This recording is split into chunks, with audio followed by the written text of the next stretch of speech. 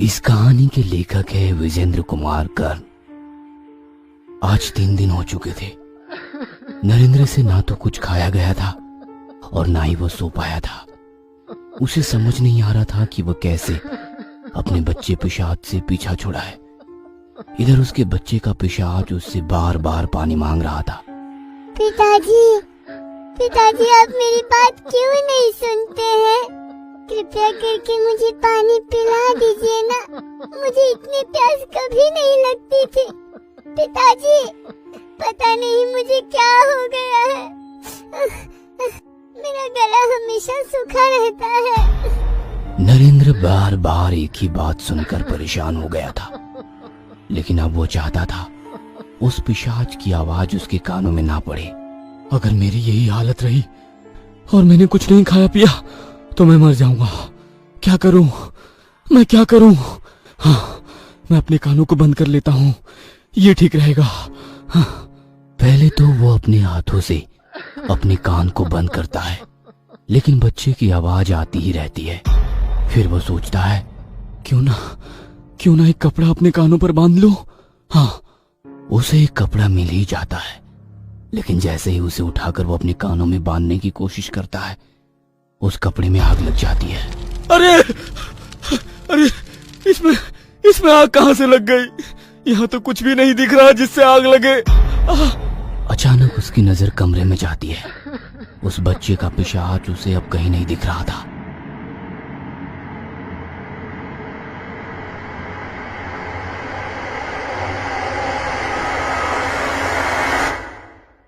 पिताजी, पिताजी अब तो पानी पिला दीजिए ना। बहुत देर हो गई है।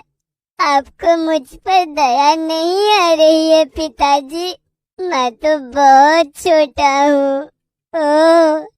आपको दया कहाँ से आएगी? आपने तो मेरा गला काट दिया। लेकिन पिताजी, ऐसा क्यों किया आपने? मुझसे कुछ गलती हुई थी क्या? अगर गलती हुई थी तो क्या आप गला काट देंगे? नरेंद्र बच्चे की बात का क्या जवाब देता, क्योंकि उसने वो गलती की थी जिसे सुधारने की शक्ति तो ईश्वर के अलावा किसी में नहीं थी। नरेंद्र जब भी उसे पानी देता है तो वो गिलास उस पिशाच के आर पार चला जाता है। यह देखकर नरेंद्र चीख मारकर बेहोश हो गया। जब वो होश में आया तो उस बच्चे का पिशाच उसकी छाती पर सोया हुआ था। जैसे ही नरेंद्र ने आंखें खोली, बच्चे का पिशाच भी जाग गया और फिर से अपनी वही बातें दोहराने लगा। मुझे छोड़ दो मेरे बेटे, मुझसे गलती हो गई, मुझे छोड़ दो। लेकिन बच्चे ने उसकी बात को अनसुना कर दिया और कहता रहा, पिताजी, पिताजी अब तो पानी पिला दीजिए ना। नरेंद्र की हालत पागलों की तरह हो गई थी। उसकी सोचने समझने की शक्ति शिथिल हो रही थी। तभी अपने घर की खुली खिड़की के बाहर उसका ध्यान गया। वो आसमान की ओर निहारने लगा।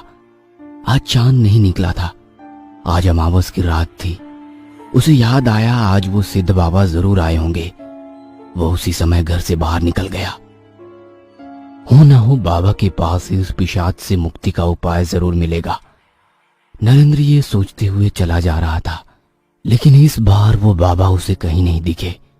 नरेंद्र ने बहुत देर इंतजार किया, लेकिन बाबा नहीं आए। तब वो उस खंडहर की ओर चल पड़ा जहां बाबा ने उसे बुलाया था और उसने अपने बेटे की बलि दी थी। चलते चलते वो वहां पहुंच गया। आज उसे खंडहर में प्रवेश करने में पिछली बार से भी कहीं गुना अधिक डर लग रहा था। पिछली बार तो उसका बच्चा जीवित था, लेकिन इस बार इसका पिशाच उसके साथ चल रहा था। तभी बाबा की आवाज आती है, नरेंद्र, तुम आ गए? नरेंद्र को बहुत आश्चर्य होता है। उनकी आंखें तो बंद है, फिर उन्हें कैसे पता चला कि मैं आया हूँ? नरेंद्र, बहुत सारे सवाल लेकर आया है ना तू? आज तुझे सारे सवालों का जवाब दूंगा। बाबा, मुझे इस बच्चे की पिशाच से मुक्ति दिला दीजिए। मैं तंग आ चुका हूँ। मुझसे बहुत बड़ा पाप हुआ है। मुझे मुक्त कर दो बाबा। इस बच्चे के पिशाच से मुक्त कर दो मुझे। नरेंद्र, मैंने कहा था ना, ये सिद्धि नहीं श्राप है, पर तू ही नहीं माना, जैसे कई साल पहले मैं नहीं माना था।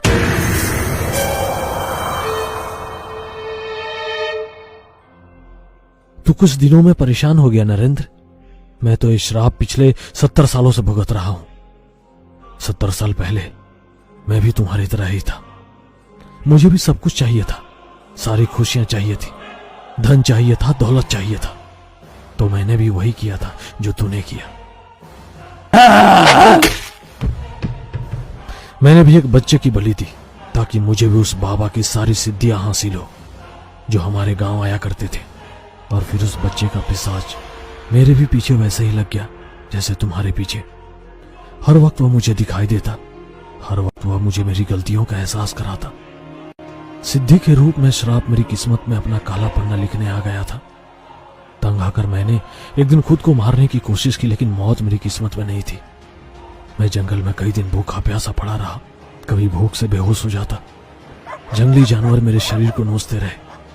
एक दिन उसी सिद्धि बाबा की नजर मुझ पर पड़ी जिनसे मैंने सिद्धियां ली थी। मैं रोते हुए उनसे पिशाच से मुक्ति की बात कही। बाबा ने कहा, पिशाच से मुक्ति लगभग असंभव है। हाँ, सिर्फ एक दिन के लिए मैं ऐसा कर सकता हूं कि उस एक दिन को ये तुझे ना दिखे, और वो दिन अमावस का होगा। मैंने सिद्धियां तो प्राप्त कर ली थी, इसलिए मैं अमावस के दिन अपनी सिद्धि से लोगों की मदद करने लगा। ये मेरा पश्चाताप था, ये मेरे उस महापाप को कम करने की कोशिश थी जो मैंने भी तुम्हारी तरह एक मासूम को मार कर की थी। ये श्राप कई पीढ़ियों से चल रहा है, ये एक के बाद एक को अपने चंगुल में लेता है, इससे कोई मुक्त नहीं हो सकता। बाबा, आप तो सिद्ध पुरुष है। माना कि आपने भी हत्या की है, लेकिन उसके बदले में आपने कई लोगों की मदद भी तो की है। आज एक मदद मेरी भी कर दीजिए, किसी तरह मुझे मुक्ति दिला दीजिए बाबा। तू बहुत जिद्दी है नरेंद्र। तू पहले भी नहीं माना था, इस बार भी नहीं मानेगा। ठीक है, आज तक मैंने किसी को नहीं बताया, लेकिन तुझे बताता हूं। इस पिशाच से मुक्ति के लिए तुम्हें। उसके बाद बाबा ने नरेंद्र के कानों में कुछ कहा, जिसे सुनकर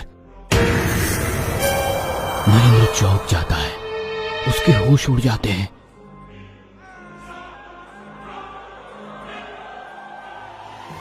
लेकिन नरेंद्र को किसी भी कीमत पर मुक्ति चाहिए थी, इसलिए वो निकल पड़ता है किसी की तलाश में। वो गांव गांव घूमता है। इस बीच बच्चे का पिशाच भी उसके साथ ही रहता है। कई दिनों की अंतहीन तलाश उस दिन खत्म हो जाती है जब नरेंद्र की मुलाकात दीपचंद नाम के आदमी से होती है।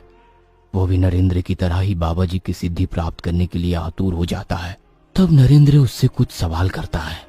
नरेंद्र उससे पूछता है, क्या तुम्हारी शादी हुई है? वो बोलता है, हाँ, बच्चे हैं। इसका जवाब भी वो हाँ में देता है। तब नरेंद्र उससे कहता है, अगली अमावस की रात तुम अपने बच्चे से उपवास करवाना और बच्चे को खाली पेट लेकर मेरे पास खंडहर में आना, और हाँ, उसकी पसंद की कोई मिठाई भी जरूर लाना। अमावस की रात आ जाती है। दीपचंद अपने बच्चे को लेकर खंडहर में पहुंच जाता है।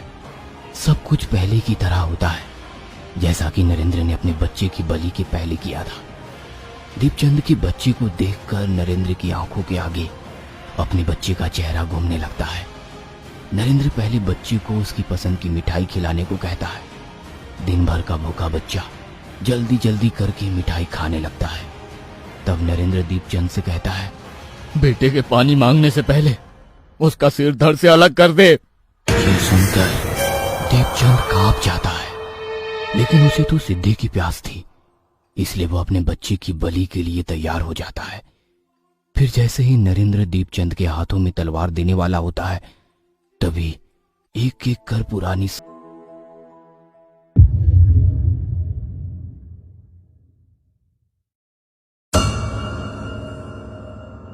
ये कहानी आपको अच्छी लगी हो तो हमें सब्सक्राइब करें